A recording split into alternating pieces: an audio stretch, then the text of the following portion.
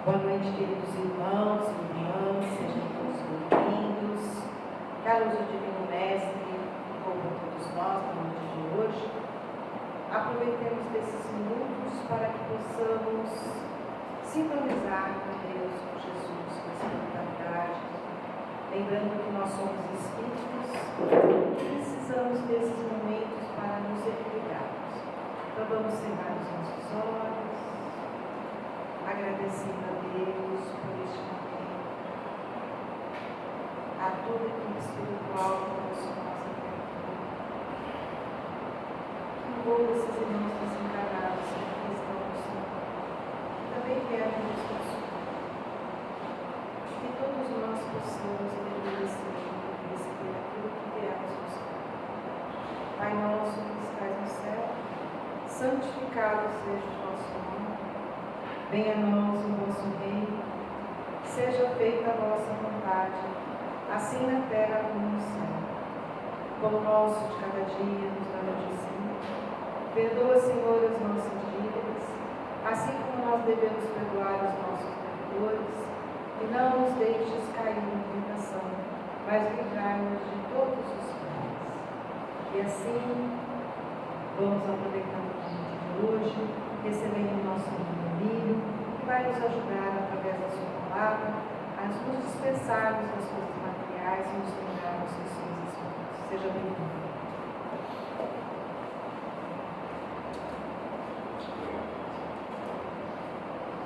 Boa noite a todos. Então, aqui a única dádiva é um capítulo do livro Contos desta e doutra vida. Foi dado pelo irmão X ao Chico Xavier. Esse capítulo é uma reflexão sobre o serviço, o cansaço e o verdadeiro amor.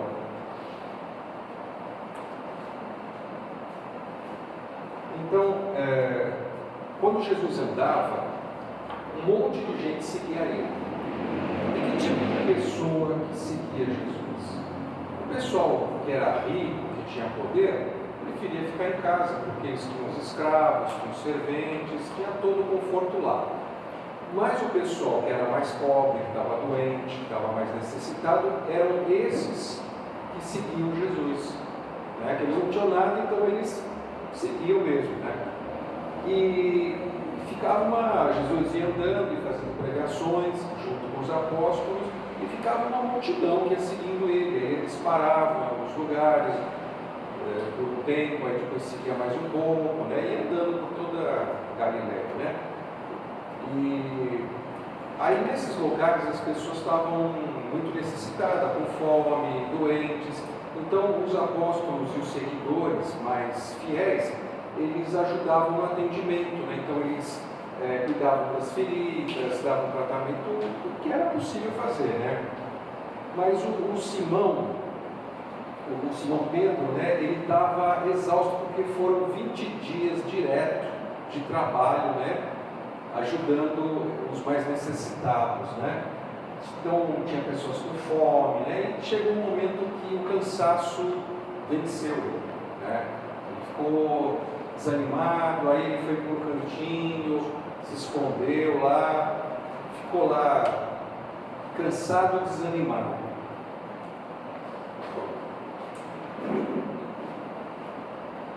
Então, ele estava distribuindo os mantos cedidos pela casa do cargo aos doentes, jovens, e ele não recebia gratidão, porque o povo daquela época tinha uma característica, né?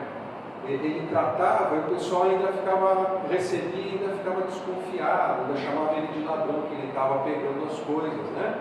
O povo daquela época era mais ou menos assim, igual o povo de São Vicente, né? Assim, um povo que às vezes você já deve ter tido alguma experiência assim no atendimento fraterno, né? Pessoal que, por exemplo, sei lá, o pessoal que distribui as sopas, né? Alguns que estão ali em necessidade e recebendo, eles reclamam. Eles recebem aquela doação, mas eles reclamam, né? Tratam mal quem está trabalhando, né? E isso desanima, né? Isso desanima as pessoas.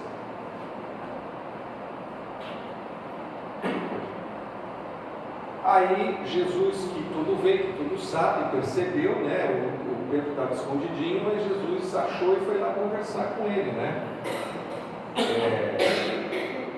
E ô Pedro, por que você está triste, né?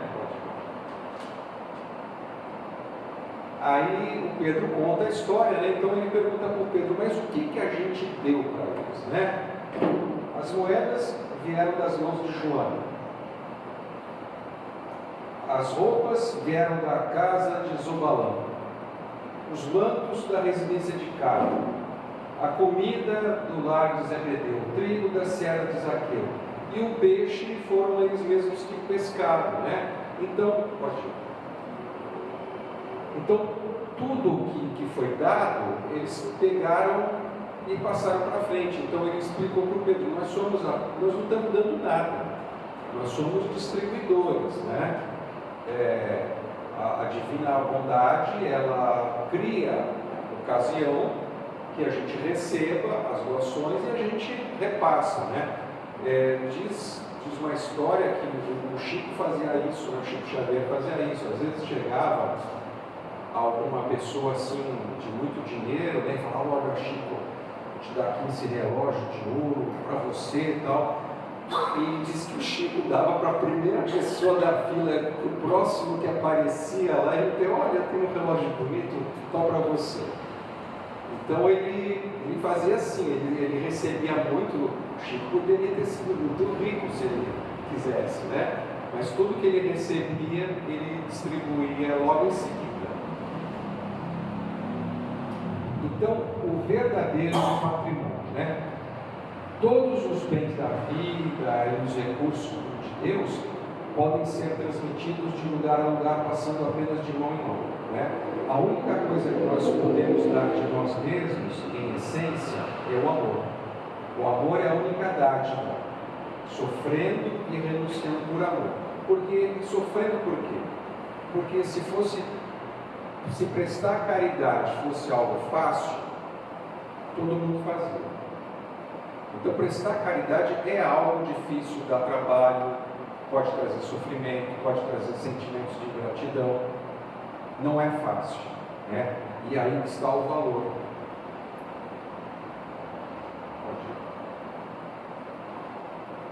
Aí eu peguei esse capítulo, é um capítulo muito curto, né? Então eu peguei do Evangelho 4 pontos que ilustram esse diálogo de Pedro e Jesus. Pode avançar. Somos canais, não donos, né? Então aqui ele reafirma isso. Nada na terra nos pertence verdadeiramente. A riqueza, as roupas, o alimento são recursos de Deus. O ser humano é apenas um administrador, um depositário. Nosso papel é garantir que o que recebemos flua livremente e chegue a quem mais precisa. 2. A reação às ofensas e mentiras, porque, como eu falei, é uma coisa comum que acontece às vezes você ajudar a pessoa e aquela pessoa não apenas ela não mostra gratidão, mas às vezes ela até te ofende, às vezes ela até exige, eu exijo meus direitos, né? Isso, a gente vê muito isso, infelizmente, né? Mas são irmãos que estão em necessidade, que ainda não tem iluminação, né? Por isso que eles acham que se a gente está fazendo algum tipo de caridade é porque a gente é obrigado, porque a gente é devedor, né? Então, a calúnia é apenas um teste, né? Como fazemos o bem e recebemos pedradas, como o Pedro estava sendo chamado de ladrão, porque ele administrava tudo aquilo, né? As roupas, a comida, os mantos. Aí o pessoal ficou, ele deve pegar para ele também uma parte, né? O pessoal malicioso, né? Então, o verdadeiro cristão não se abala com a ingratidão. O verdadeiro cristão, né? Porque é muito difícil você receber a ingratidão e não se abalar. Muito difícil. A ofensa testa a nossa paciência. O amor não lista calúnias, nem conta os sarcasmos. Ele não tem a serenidade e a doçura. Então aqui está um desafio, né? A gente se manter na serenidade, na doçura, mesmo em condições difíceis. 3. O amor como única propriedade real. Dar de si mesmo, né? Então, nós falamos aqui, o Evangelho falou aqui a respeito dos bens materiais, que nós somos apenas distribuidores, né? Agora, o amor é nosso, vem de nós. A caridade vai muito além de dar pão ou moedas. A verdadeira caridade moral é dar o que ninguém pode tirar de você. Consiste em suportar uns aos outros, ser indulgente com as falhas alheias e doar seu tempo e afeto, dar o seu amor. Hoje em dia, em tempos de redes sociais, às vezes a gente encontra alguns vídeos de pessoas praticando uma caridade, doando alguma coisa, né? E a pessoa está doando com uma mão e com a outra ela está filmando no celular a maravilhosa ação que ela está fazendo para depois colocar nas redes para ganhar likes, né? Então, o que significa isso? Essa pessoa, ela fez isso, qual foi a intenção dela? Foi fazer a caridade? Não. Foi se mostrar, foi aparecer, foi ganhar audiência nas redes sociais. E se ela ganhou, está aí a recompensa dela. A recompensa dela vai ser somente os likes, porque para Deus aquilo não valeu nada, né? A mesma coisa você faz uma caridade e coloca no jornal, olha, eu sou muito bondoso, fiz isso, fiz aquilo. Não tem valor, perde o valor. Então tem que ser algo, e tem uma passagem do Evangelho que fala, né, que a sua mão esquerda não saiba o que a sua mão direita deu. Tem algo assim, vocês lembram disso? Tem, né? Eu não lembro exatamente a frase, mas ele quer dizer isso, que você tem que dar a doação. Pode ser doação de algo material, pode ser doação de tempo seu, pode ser doação da tua paciência de ouvir uma pessoa que está necessitada, né? Mas faz aquilo por aquilo. E qual que é a recompensa disso?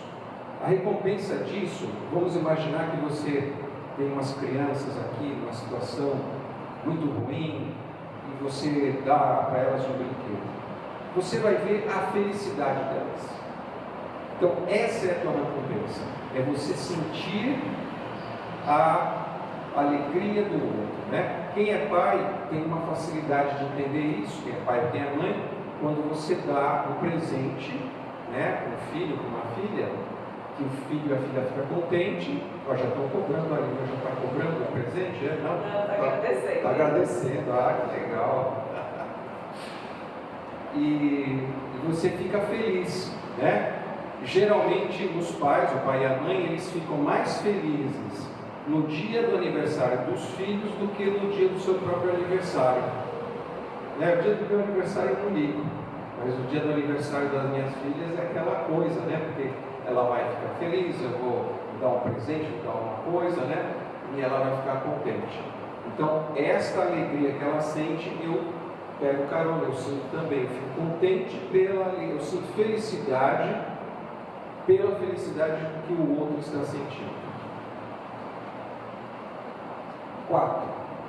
O sacrifício e o dever. A paz do dever cumprido. O dever é a nossa obrigação moral com a humanidade. Fazer o que é certo, movido puramente pelo amor, gera uma força inabalável.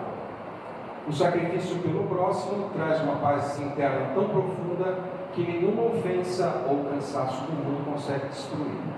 Então, os espíritos inferiores, ou seja, nós também, aqui nesse mundo, é cada um por si. Quando eu tenho um problema, eu preciso resolver.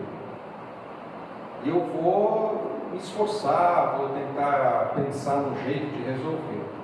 Agora, quando a gente entra na corrente do bem, de prestar o bem, é diferente. Porque Se eu preciso e quero ajudar uma pessoa e tenho uma intenção legítima e boa, eu vou pedir ajuda para o meu mentor espiritual, para o meu anjo da guarda, para o meu protetor. E esse protetor vai me ajudar, ele vai tentar me ajudar. Se esse protetor não conseguir, ele vai chamar o protetor dele, o espírito que é mais superior, que está acima dele. Olha, eu estou com um problema, eu quero ajudar o fulano que está lá na terra, não estou conseguindo, você pode me dar uma ajuda? Aí ele pega, traz a luz, né, e ajuda. Se este superior não souber, ele vai para o andar de cima. Então, quando você está na corrente do bem, sempre vai dar certo, porque mesmo que tenha uma grande dificuldade, sempre você vai ser colocado numa solução, porque sempre tem um degrau acima, né? Aqui na Terra a gente não tem essa possibilidade, né? Por exemplo, a pessoa que quer fazer o mal, ela vai fazer sozinha, ela pode se juntar com os comparsas, fazer alguma coisa, mas assim, muitas vezes não consegue, não dá certo, quer assaltar, quer fazer algo de ruim, e não dá certo. Mas na prática do bem existe essa ideia de uma corrente infinita que vai até Jesus, até Deus. Então sempre vai ter um espírito superior lá em cima que vai ter sabedoria e capacidade para resolver o problema. Então quando a gente entra nessa corrente, a gente vai receber uma satisfação muito grande, né, do dever cumprido, de que você está fazendo algo legal, você está fazendo algo que era para ser feito, algo que está ajudando os outros. Então isso traz uma felicidade. Você participa da felicidade que os espíritos superiores sentem. Você entra na corrente do bem e você vai sentir o que chamam de bem-aventurança, né? Uma paz, uma tranquilidade, uma felicidade que os espíritos superiores sentem também. Aqui é uma tabela, né? Então nós temos a ilusão, né? O peso humano no sentido assim de a medida humana, né?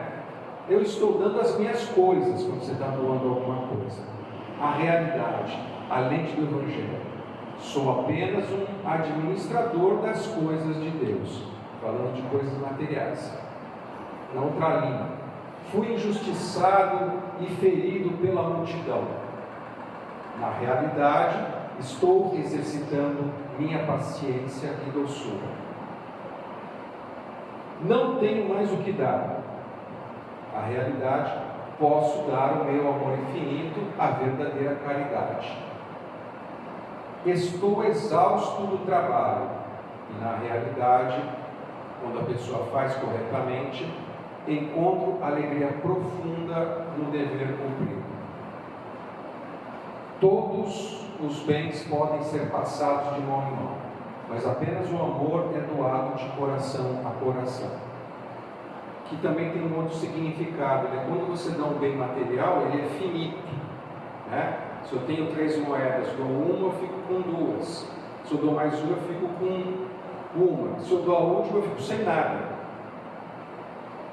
O amor é diferente, ele é infinito. Você pode amar e ele não acaba, né? Sempre você vai conseguir amar o próximo, né?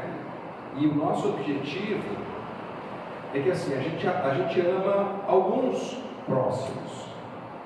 E outros próximos a gente não ama não, né? O espírito superior, ele não faz essa diferença. Ele ama todos, a humanidade toda, sem distinção, sem diferenciar.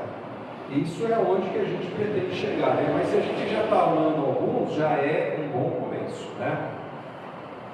E acabou, né? No dia seguinte, o Pedro foi tocado pela verdade, né? O apóstolo então compreendeu, beijou as mãos do mestre, que o tocavam de leve, e com a mente renovada puseram-se ambos a falar alegremente sobre as tarefas que os esperavam ao nascer do sol. Quer dizer, o sol vai nascer, tem mais coisa para fazer. Então, é claro, né, com Jesus do lado, ali dando aquela inspiração, ele entendeu. E a gente tem que também avaliar o seguinte, que os apóstolos, eles eram pessoas comuns, né? Alguns, por exemplo, a história de Paulo, ele era danado, né? O Paulo era terrível, mas quando ele entrou em contato com a energia de Jesus, ele se transformou totalmente. Porque eu imagino que a presença de Jesus, né, tanto é que ele arrastava multidões, né? E alguns historiadores, eles discutem, não, mas Jesus existiu, Jesus não existiu, e existe um argumento assim, olha, porque Jesus não escreveu nada. Jesus falava, fazia suas palestras, fazia os seus atos, suas caminhadas, né? Ele mostrou mais através da ação. As pessoas que escreveram foram os apóstolos, né? Mas e os seguidores? Como que houveram tantos seguidores, né? Os seguidores de Jesus, multidões e multidões, e já se passaram mais de 2000 anos e a história, né, nos traz que continua, né? Se fosse algo fantasioso, não duraria tanto tempo assim. Então, Jesus é um exemplo de um irmão superior, muito superior, né? Que encarnou aqui na terra para viver junto com a gente, do nosso lado, e através do seu exemplo próprio, mostrar um caminho para a gente seguir. Gente, obrigado, boa noite.